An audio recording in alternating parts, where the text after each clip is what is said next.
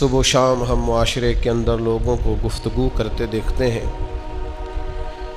اور ایک طبقہ ایسا ہمیں ملتا ہے جو بات کرنے پر، سمجھانے پر، مشورہ دینے پر ہمیں مامور نظر آتا ہے۔ کسی بھی فیلڈ میں آپ کوئی مشورہ لینا چاہیں تو بہت سارے لوگ اللہ کے فضل اور اس کی توفیق سے اس فیلڈ سے متعلقہ مل جاتے ہیں۔ آپ کو قانونی مشاورت کرنی ہو تو آپ کسی اچھے وکیل سے، کسی اچھے قانون دان سے بات کریں تو آپ کو بڑے بہترین، معقول، پڑھے لکھے مشورے میسر آ سکتے ہیں۔ کاروبار اور تجارت کی طرف اگر آپ بڑھنا چاہتے ہیں تو جو لوگ سالوں سے تجارت سے وابستہ ہیں، یقیناً آپ ان سے ملاقات کریں گے، مشورہ لیں گے، اور یہ بری بات نہیں ہے، یہ اچھی بات ہے۔ کچھ مشورے تو ہم جا کر لیتے ہیں اور کچھ مشورے ویسے سوسائٹی کے اندر دیے جاتے ہیں تاکہ آگاہی پیدا ہو، شعور بلند ہو۔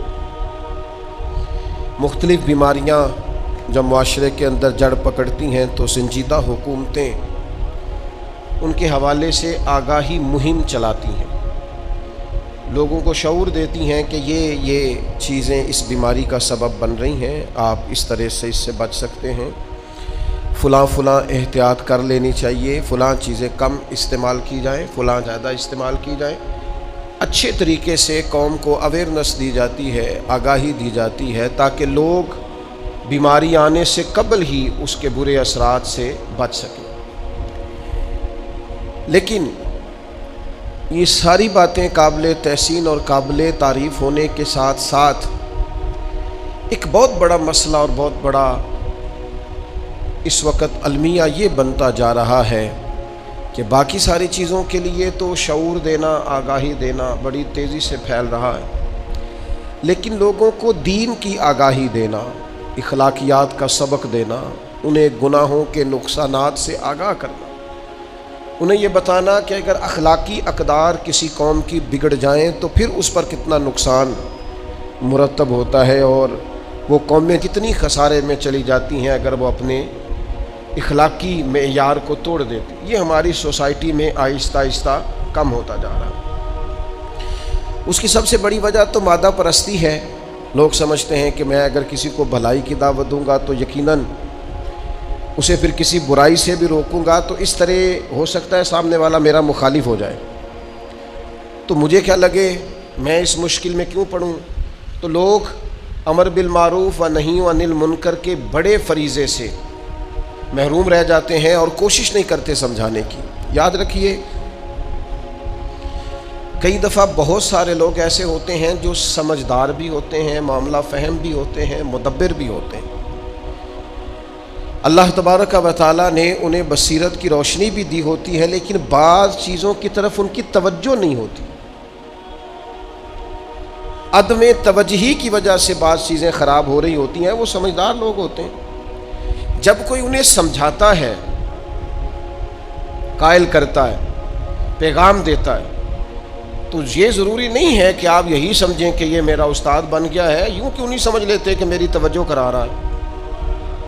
آپ کے کرتے پر آگ لگ گئی ہے اور کسی نے شور مچا کے آپ سے کہا ہے کہ آپ کے کرتے پہ آگ لگی ہے، تو ایسا تو نہیں تھا کہ آپ آگ کے نقصانات سے آگاہ نہیں تھے، یا آگ جو نقصان پہنچائے گی اور جو تباہی مچائے گی اس تباہی کا پتہ نہیں تھا، صرف توجہ نہیں تھی، آگ لگی ہوئی ہے۔ اب وہ جس شخص نے آپ کو شور مچا کے، آواز دے کر، بار بار رولا ڈال کر، احتجاج کر کے آپ کی توجہ کرائی ہے، تو وہ آپ کا استاد نہیں، وہ آپ کو آگ کے نقصانات نہیں بتا رہا، وہ صرف آپ کو یہ کہہ رہا ہے کہ بھئی آپ کی توجہ نہیں، آپ کے کرتے پہ آگ لگ گئی ہے، اگر نہ بجھی تو آپ کا نقصان کرے گی۔ تو خیر کا پیغام دینا، معاشرے کے اندر لوگوں کو نیکی کی طرف مائل کرنا، اس کا یہ معنی کیوں نہیں کر لیا جاتا کہ بھئی ہم سمجھدار بھی ہیں، معاملہ فہم بھی ہے، تو مجھے کیوں سمجھا رہا ہے؟ تو آپ اس کا یہ معنی کر لیں پیغام حق دینے کا کہ میری توجہ کرائی جا رہی ہے، مجھے سمجھایا جا رہا ہے، مجھے بتایا جا رہا ہے، مجھے بتایا جا رہا ہے کہ وہ جناب آپ کی تھوڑی سی توجہ ہٹنے کی وجہ سے فلاں معاملے میں نقصان ہو رہا ہے، یہ نام دے لیں آپ۔ لیکن خیر کا پیغام دینا بھی شروع کریں اور اگر کوئی پیغام دے تو اسے قبول کرنا بھی شروع کریں. خطبہ جمعہ حضرت عمر ہی دیا کرتے تھے اپنے دور خلافت میں، لیکن آپ نے خطاب کیا تو ایک خاتون نے توجہ دلائی کہ حضرت یہ بات آپ نے مہر کے بارے میں اس طرح کی ہے، حالانکہ قرآن مجید میں تو اس کا حکم اس طرح سے. تو وہ آیتیں حضرت عمر کی نظر سے گزر چکی تھیں، لیکن کئی دفعہ بندے کی بات کرتے ہوئے توجہ، آپ ایک لفظ بولتے ہیں سبقت لسانی، یعنی گفتگو کرتے آپ کی مفہوم سے آگے آپ کی بات بڑھ گئی، آپ کی زبان آگے نکل گئی، اس کو کہتے ہیں سبقت لسانی، یعنی زبان نے تیزی دکھا دی، جو آپ کہنا چاہ رہے تھے وہ نہیں کہا اور کچھ اور کہہ گئی، آپ اس کو سبقت لسانی بولتے ہیں. تو حضرت عمر رضی اللہ تعالیٰ عنہ نے فوری طور پر اس کو قبول کیا، اور قبول بھی بڑے حسین لفظوں میں کیا. دلیر بڑے تھے نا حضرت عمر، تو کسی بات کو بھی لیتے تھے تو کشادہ سینے کے ساتھ لیتے تھے. فرمانے لگے دیکھ لو بھائی، ایک مرد نے خطا کی ہے اور ایک عورت ٹھیک کہہ رہی ہے، ایک مرد سے غلطی ہو گئی اور ایک عورت نے درست کہا ہے. تو میرے عزیز، اچھی بات کہہ دینا خیر. اچھا، کچھ لوگوں کو بخار بھی چڑھ جاتا ہے تقریر کرنے کا، وہ بھی درست نہیں ہوتا. وہ ہر وقت ہی مطلب وہ اس چکر میں پڑ جاتے ہیں کہ میں بہت بڑا دائی ہوں، یہ انداز بھی درست. آپ معتدل اور معقول انداز میں پیغام دیں. یعنی اگر آپ کے ذہن کو بات چڑھ گئی ہے نا کہ میں بڑا سیاںا ہوں، تو پھر تو آپ خود قابل علاج ہیں، پھر تو آپ کو خود تربیت کی ضرورت ہے. ایک ہوتا ہے خطیب بننا، مقرر بننا، واعظ بننا، ایک ہوتا ہے دین کا دائی بننا. وہ جو دائی ہوتا ہے نا دین کا، اس کا کام تو دعوت دینا ہے. اس کو کوئی نیا نقطہ دے کر داد نہیں لینی قوم سے، اسے اپنی خطابت کے جوہر دکھا کر اپنی ویلیو مارکیٹ میں بلند نہیں کرنی، بلکہ اس شخص کو دین کی طرف لوگوں کو بلانا ہے. تو وہ کیا کرتا ہے؟ وہ گھائل نہیں کرتا، وہ مائل کرتا ہے. وہ چیر کر پھاڑ کر سینے اور کلیجے کو چاک کر کے آپریشن نہیں کرتا، بلکہ وہ قائل کر دیتا ہے کہ تیرا علاج بالغذائی کر دیتے ہیں، تجھے تھوڑا سبق پڑھا دیتے ہیں، یہ کھا لیا کر، یہ چھوڑ دیا کر، اس وقت سو جایا کر، اتنی تیرا علاج تھوڑی تیری تربیت کے ساتھ کر دیتے ہیں. اور اس بات کو پسند بڑا کیا ہے کہ آپ دعوت دین دیں، آپ پیغام حق دیں، آپ معاشرے کے اندر وہ بولی بولیں جس بولی سے لوگوں کا ذہن مائل ہو دین کی طرف. آپ وہ توجہ لوگوں کی توجہ کرائیں کہ جو مائل ہو. یعنی کسی نے سفید لباس پہن کے داڑھی رکھ لی ہے تو آپ اس کو شاباشی دیں کہ یار کیا خوبصورت انداز ہے. آپ کا یہ کہنا اس شخص کو، کسی کو مسجد آتا جاتا دیکھیں تو پذیرائی کریں اس کی. لیکن کسی جگہ آپ کسی شخص کو دیکھیں کہ اس نے اپنے منہ سے کوئی غلط لفظ نکالا ہے تو آپ اسے تنہائی میں سمجھائیں کہ تیری شخصیت کے ساتھ اس جملے نے میچ نہیں کیا. میں اللہ تعالیٰ مجھے معاف فرمائے سمجھانے کے لیے عرض کرتا ہوں، ایک دوست سے کچھ شناسائی ہو گئی، وہ انسپیکٹر تھے. ایک دفعہ انہوں نے، ہم اس علاقے میں گئے ہوئے تھے تو انہوں نے دعوت دی کہ آپ چائے پی لیں. جیسے ہی ہم پہنچے تو وہ دروازے پہ تھے تو سگریٹ لگایا ہوا تھا. اب وہ BBA اس نوجوان کی تعلیم ہے، اللہ نے اعزاز دیا ہے، پرسنالٹی بڑی اچھی ہے، عمدہ ہے، سنجیدہ ہے، اور مزید محنت کر رہے ہیں، آگے بڑھنے کا ارادہ ہے، اگلی منزلوں کے مسافر ہیں. تو وہ جیسے ہی میں نے ان سے ملاقات کی، بغل گیر ہوئے، خیر میری طرف دیکھ کے سگریٹ تو انہوں نے پھینک دیا، تو میں نے کوئی زیادہ بات نہیں کی. تو جب بغل گیر ہوئے تو میں نے ان کے کان میں کہا یار ساری باتیں اپنی جگہ پر یہ سگریٹ آپ کی پرسنالٹی سے میچ نہیں کیا. یعنی جو آپ کی شخصیت کی خد و خال میرے ذہن میں ہے نا، اس پہ نا یہ جو 2 انگلیوں میں سگریٹ تھا نا، یہ میچ نہیں کیا. یعنی کوئی پھبی نہیں گل ہے، نہیں کوئی مزہ نہیں آیا. آپ مطلب BBA کیا ہوا ہے، یہاں کوئی قلم ہوتا تو ذرا رنگ تھوڑا سا نا ڈیسنٹ قسم کا ہونا تھا، ذرا انداز تھوڑا سا نا خوبصورت ہوتا، مزہ آتا. اور آپ کے پاس کوئی قانون کی کتاب آپ کے ہاتھ میں ہوتی تو کیا خوبصورت لگتے آپ اپنی شخصیت کے خد و خال کے. کیسا خوبصورت اللہ نے آپ کو نوازا ہے. وہ اتنے سے لفظ، اور وہ بھی شاید 2-4 جملے، زیادہ نہیں. چائے پی بیٹھے رہے، بات ہو گئی، ختم ہو گئی، زمانہ گزر گیا. 4-5 سال کے بعد دوبارہ ملاقات ہوئی، کسی موقع پر جمع ہوئے، باتیں ہوتی رہیں. اٹھنے لگے تو کہنے لگے کوئی نصیحت ہی کر دیں. اور میں نے کہا میں نے کیا نصیحت کرنی ہے، آپ سمجھدار آدمی ہیں. کہنے لگے 4 سال پہلے گلی میں کھڑے ہو کے آپ نے کہا تھا سگریٹ آپ سے میچ نہیں کرتے، اللہ کی قسم دوبارہ ہاتھ نہیں لگایا کرتے. اچھا میرا نہیں خیال تھا ایسا کہ یوں ہوگا، لیکن پھر سوچتے ہیں کہ اللہ کہتا ہے تو کہہ تو دے، اثر تو میں نے پیدا کرنا ہے. تو بولتا بھی نہیں، تو کہتا بھی نہیں، تو کسی کو پیغام ہی نہیں دیتا، کہہ تو صحیح۔ دل تو اللہ پھیرا کرتا ہے، کسی کے بس بھی نہیں وہ کسی کے دل پر اثر کرے۔ قرآن مجید سورہ حامیم سجدہ، ومن احسن قولا ممن دعا الی اللہ، میرا رب فرماتا ہے اس سے زیادہ کس کی بات خوبصورت ہے جو لوگوں کو اللہ کی طرف بلاتا ہے، اس سے زیادہ کسی کی سونی، ومن احسن قولا ممن دعا الی اللہ، اس سے بڑھ کر کسی کی بات سونی نہیں ہو سکتی جو لوگوں کو رب کی جانب دعوت دیتا ہے۔ سب سے سونی باتیں وہ کرتا ہے جو اللہ کی جانب لوگوں کو بلاتا ہے۔ کسی درویش کی تقریر اثر پذیر ہوتی تھی تو کسی نے ان سے کہا آپ باتیں بڑی اچھی کرتے ہیں، تو اس نے کہا اپنی نہیں نہ کرتا میں بلبل خوش لہجہ گلزار نبی ہوں، میٹھی میری باتیں ہیں کیونکہ نمک خار نبی ہوں۔ اس سے زیادہ پیاری بات بھی کسی کی ہو سکتی ہے جو لوگوں کو اللہ کی طرف بلائے، وعامل صالحا، اور نیک عمل کرے، خالی دعوت نہ دے، خود عامل بھی ہو اس پر۔ وقالا اننی من المسلمین، اور یہ کہے کہ میں مسلمان ہوں۔ سب سے خوبصورت بات اس بندے کی ہے، اللہ کا قرآن فرماتا ہے جو لوگوں کو دین کی طرف دعوت دے، جو لوگوں کو اللہ کی جانب بلائے اور خود بھی عمل صالح کرے اور کہے کہ میں الحمدللہ، آپ کہتے ہیں یہ تو بڑا آسان کام ہے کہہ دینا میں مسلمان ہوں۔ آج آسان ہے، حضرت بلال کے دور میں بڑا مشکل تھا۔ آج آسان ہے، حضرت صہیب رومی کے زمانے میں بڑا مشکل تھا۔ آج آسان ہے، حضرت عمار ابن یاسر نے جب کہا تھا میں مسلمان ہوں تو بڑی مشکل آئی۔ آج آسان ہے کہنا میں مسلمان ہوں، لیکن جب یہ اعلان حضرت جناب سلمان فارسی نے کیا تھا تو حالات اور تھے۔ آج آسان ہے ڈٹ کے کہنا، اعلان کرنا کہ وقال اننی من المسلمین، میں مسلمان ہوں، لیکن جب حضرت ابو ذر غفاری نے کہا تھا تو حالات اور تھے۔ آج سوکھا ہے، مولا علی کے دور میں بڑا اوکھا تھا۔ آج رستہ ہموار ہے، حضرت عثمان کے دور میں گھاٹیاں دشوار تھیں۔ آج کہنا مسلمان ہونا یہ پذیرائی کا دور ہے، جناب عمر کے زمانے میں رنگ اور تھا، آج سوکھا ہے، آسان ہے۔ لیکن اتنا مارا تھا کفار نے حضرت ابو بکر صدیق کے ہوش نہیں آئی کتنے گھنٹے جناب ابو بکر صدیق۔ آج تو آسان ہے، اس دور میں مشکل تھا۔ یہ عشق نہیں آسان، بس اتنا سمجھ لیجئے ایک آگ کا دریا ہے اور ڈوب کے جانا ہے، اس پر تیرتے بھی نہیں چل سکتے، قدم بھی نہیں رکھ سکتے، اس کے اندر ڈوب کر کے آپ کو آگے بڑھنا ہے۔ یہ سخت ترین اور کٹھن ترین مرحلہ، تو اس سے بڑھ کر اچھی بات کس کی ہو سکتی ہے؟ بھائی اس پر مفسرین نے بڑا کچھ لکھا، کہا اس سے مراد انبیاء ہے، سب سے سونی بات نبیوں کی۔ اس کے بعد اس سے مراد علماء ہیں، سب سے خوبصورت بات علماء کی جو دین کی طرف بلاتے ہیں۔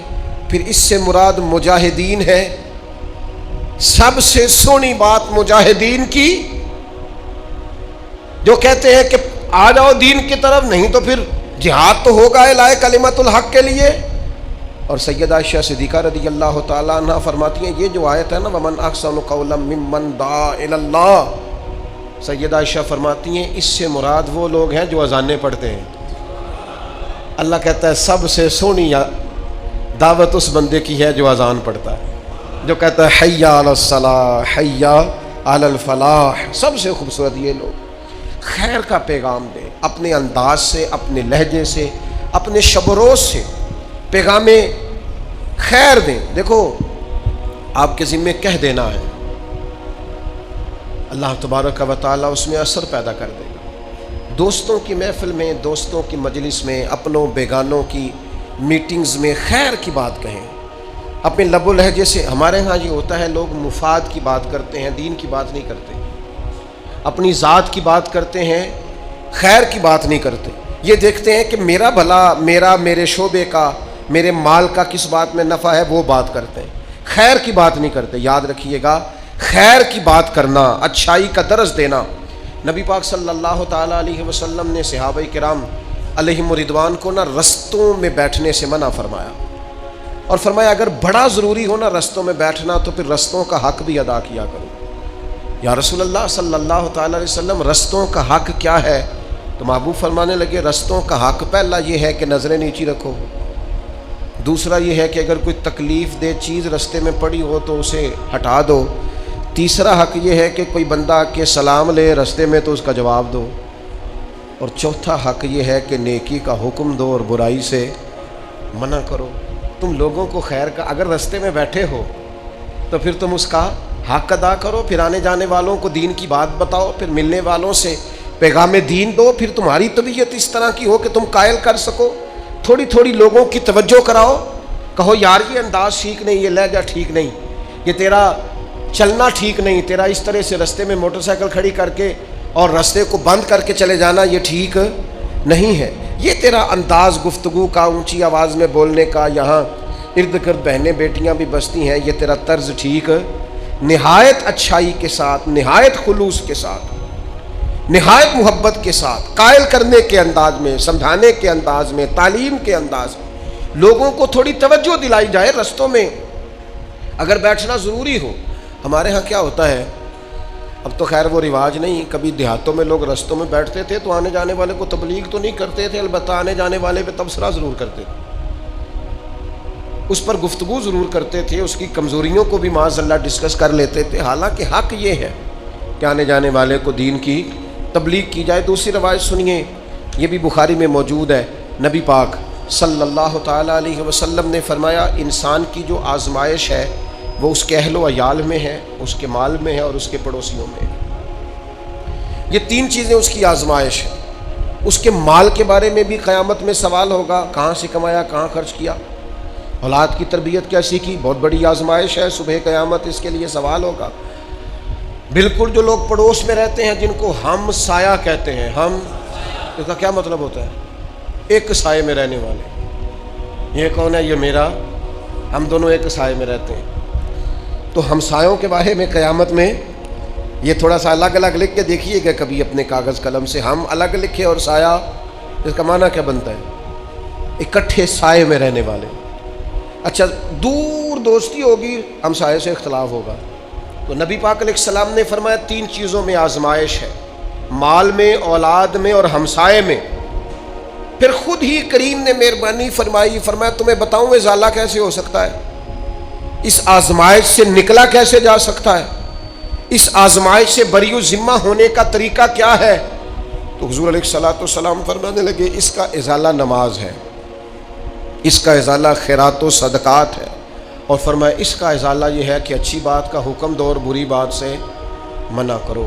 اگر تم یہ کام کرتے ہو تو پھر یہ آزمائش نہیں رہے گی، پھر تم اس آزمائش سے نکل جاؤ گے۔ دے نا پیغام اپنے بچوں کو نیکی کا، دے اپنے ہمسایوں کو نیکی کا میسج، دے آپ ان لوگوں کو پیغام جو دور بیٹھے۔ میں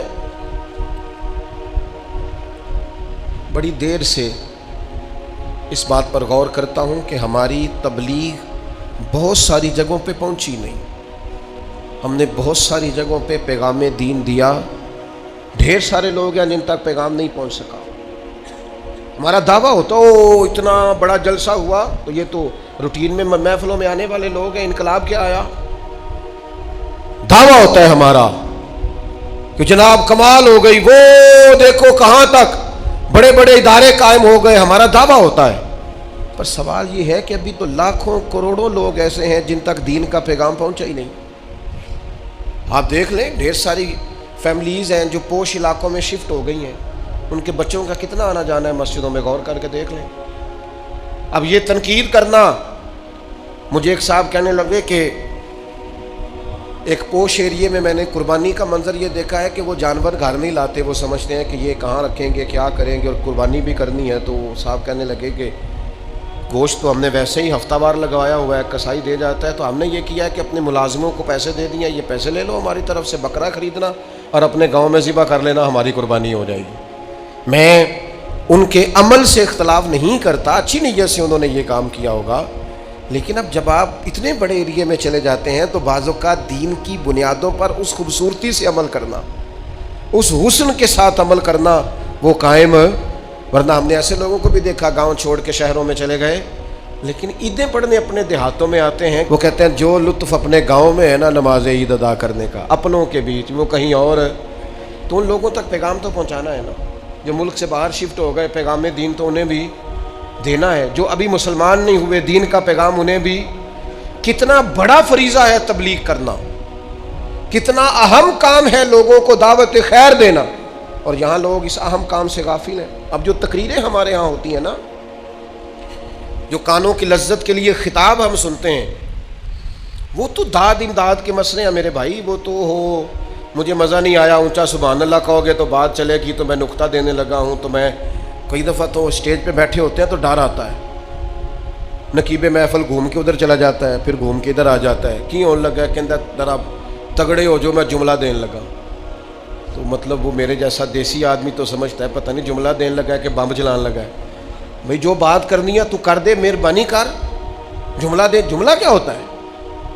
آپ کیوں جملے تراشتے ہیں؟ آپ نے آیتیں ساری سنا لی ہیں قوم کو، کیوں ضرورت پڑ گئی آپ کو جملہ تراشنے کی؟ آپ نے احادیث ساری سنا لی قوم کو، اقوال اصحاب سے آپ نے آگاہ کر لیا ہے امت کو، کیوں ضرورت پڑی آپ کو جملے تراشنے؟ جملے نہ تراشیں، آپ کتاب و سنت کی روشنی میں اللہ کے بندوں سے گفتگو کریں، لوگوں کو پیغام دین دیا جائے، دعوت خیر دی جائے اچھے طریقے سے، اچھے اسلوب سے، اور قائل کیا جائے کہ یار یہ خیر ہے یہ شر ہے، تھوڑا سمجھایا جائے، تھوڑا بتایا جائے۔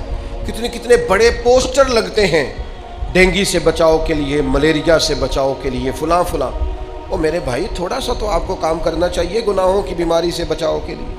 یہاں تو گناہ نفسیات پہ سوار ہو گئے، لوگوں کی ذہنی سطح اس طرح کی کر دی گئی ہے کہ معاذ اللہ گناہ کرنا، گناہ کے قریب جانا آسان ہوتا جا رہا ہے۔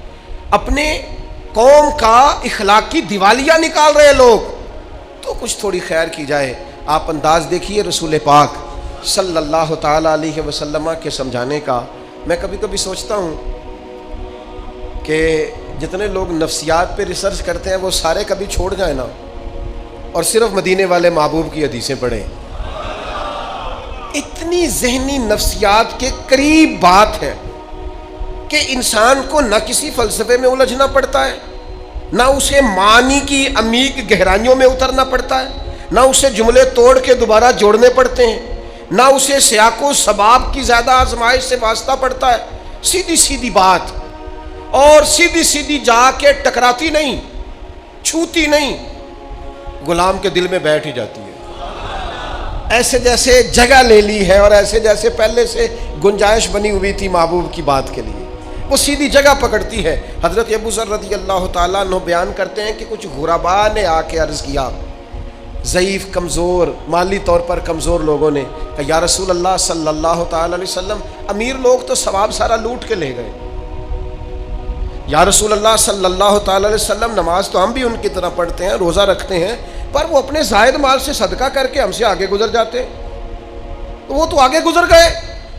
تو کہتے ہیں حضور سید عالم علیہ السلام نے بات سنی تو حضور تو موتی رولنے لگے حکمت کے، کریم فرمانے لگے تمہارا کیا خیال ہے، تم پیچھے رہ گئے ہو صدقے میں؟